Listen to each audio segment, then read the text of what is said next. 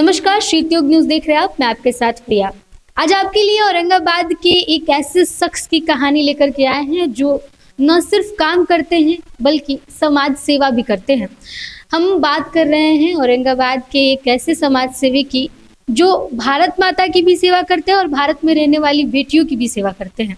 औरंगाबाद में खासकर सामूहिक विवाह बेटियों के लिए ऑर्गेनाइज करवाते हैं और खुद से उन तमाम बेटियों का घर बसाते हैं। आइए आज बात करते हैं औरंगाबाद के ऐसे ही एक बेटे की जो आरपीएफ के जवान हैं। इसके बावजूद भी वो समाज सेवा करते हैं। देश सेवा करने के बावजूद भी वरुण कुमार सिंह हमारे साथ हैं और बेटियों की सेवा करते हैं। जानते हैं क्या मोटिव है, क्या लक्ष्य है ऐसा करने के पीछे, क्या मन में आया कि इन्होंने ये काम करना शुरू किया। सबसे पहले तो वरुण जी, आपका बहुत बहुत स्वागत है हमारे चैनल पे। जी धन्यवाद। क्या लगता है कि जिस तरीके से आप एक तो भारत माता की सेवा कर रहे हैं, आरपीएफ भी एक तरीके से यही है कि आप देश की सेवा कर रहे हैं, लेकिन देश की सेवा के साथ साथ आप बेटियों की भी सेवा कर रहे हैं। औरंगाबाद में सामूहिक विवाह करवाते हैं, वो भी खुद के खर्चे पर। क्या आया आपके मन में कि आपने ये करने की सोची? देखिए, हमारे समाज में बेटियों को दोयम दर्जे का भाव दिया जाता है। हमारा मानना है बेटियां बोझ नहीं होती, बेटियां वरदान है। और इसी कड़ी में आगे हम बता दें कि बेटी बोझ नहीं वरदान है और ममता की मूरत और सृष्टि की जान है। तो बेटियों के प्रति एक अच्छा हम लोगों ने अभियान चलाया है जो सामूहिक विवाह के तौर पे हम काम कर रहे हैं, करवाने का काम। वरुण जी, क्या सोच करके आपने ये कार्यक्रम शुरुआत की कि आप सामूहिक विवाह करवाएंगे? कैसे मन में आया कि हमको ये करना है? क्योंकि करते तो बाकी सब लोग सब कुछ है, लेकिन ये करने के लिए सबसे पहले कुछ मन में थॉट आता है जिससे लोग शुरुआत करते हैं। आपके मन में वो थॉट क्या था? ये घटना है 2000 के आसपास की। उस समय हम बहुत छोटे थे और एक हमारे गांव में ऐसा घटना घटा जो मेरे दिल में घर कर गया। बात है कि एक गांव के जो बगल में टोला एक था, दलित टोला था, तो वहाँ की एक महिला हमारे घर आई हुई थी और मेरी मम्मी से कुछ पैसा मांग रही थी। उनका था कि बेटी का विवाह में लोगों का डिमांड आया है कि आप साइकिल खरीद कर दे दो तो भाई शादी होगी, वरना शादी कट जाएगी। वो महिला मेरे घर से दूसरे घर में गई, तीसरे घर में गई, सभी घर में घूम लिया उन्होंने और उनको पैसा किसी ने नहीं दिया। बाद में रोते हुए, जोर से चिल्लाते हुए जा रही थी, दहाड़ मार कर रो रही थी, बोल रही थी कि मेरी बेटी का शादी कट जाएगा। वो विधवा महिला थी। तो इसके बाद हम घर में गए, पूछे कि भाई क्यों, आखिर क्या हुआ। तो उन्होंने भी यही बताया कि भाई इनकी बेटी का शादी था, साइकिल नहीं दे पाएंगे तो विवाह इनका कट जाएगा, इनकी बेटी का विवाह कट जाएगा। और बस बड़ी तकलीफ हुआ, लेकिन छोटा था तो कुछ कर नहीं सकता था। दिल दिमाग में एक बात आई कि अगर जब कभी पैसा हो, ऐसा जरूर करेंगे कि किन्हीं का साइकिल या किन्हीं का रेडियो या बाजा, इसके लिए किन्हीं की बेटी का शादी ना कटे। और बाद में जब जॉब में आए, उस दिन के बाद से ऐसा प्लानिंग कर रहे थे कि लोगों का मतलब विवाह में हम मदद करें। तो मन में आया, देखे कि छोटा छोटा जो आयोजन होता है उसमें लोग टेंट पंडाल समियाना के नाम पे भी 50,000 लाख रुपया खर्च करते हैं। तो अपने गांव के लोगों से भी चर्चा किया कि क्यों ना हो कि अगर वो व्यवस्था हम कर दें तो उन लोगों का पैसा बच जाएगा। लोग फिर इसके बाद लोगों के पास गए, लोगों से पूछा कि भाई शादी में कितना खर्च हो रहा है। किसी ने कहा 1 लाख, किसी ने कहा 1.5 लाख। बिल्कुल जो गरीब तबके के लोग थे उनकी बात मैं कर रहा हूँ।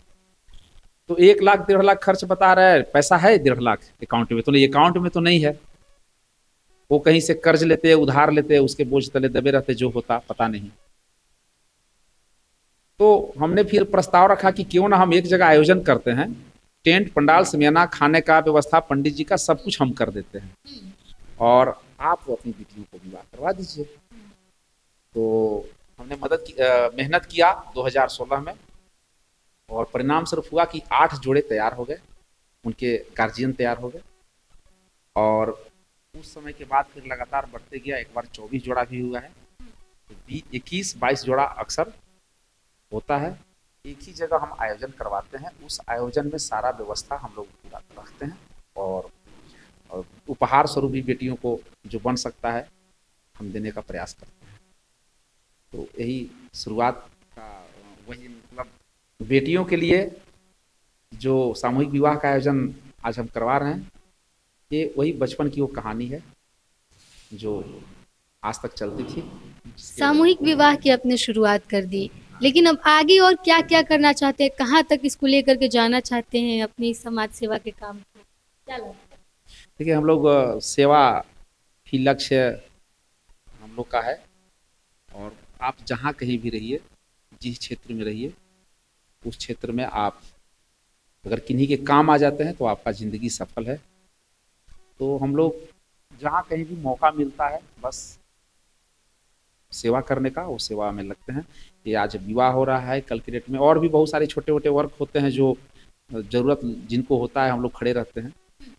अच्छा, ये कैसे मतलब आपने सोचा कि एक तो आप पहले तो ड्यूटी करते हैं अपनी, उसके बाद भी आप कैसे आपको टाइम मिल जाता है इतना सब कुछ ऑर्गेनाइज करने को लेकर के?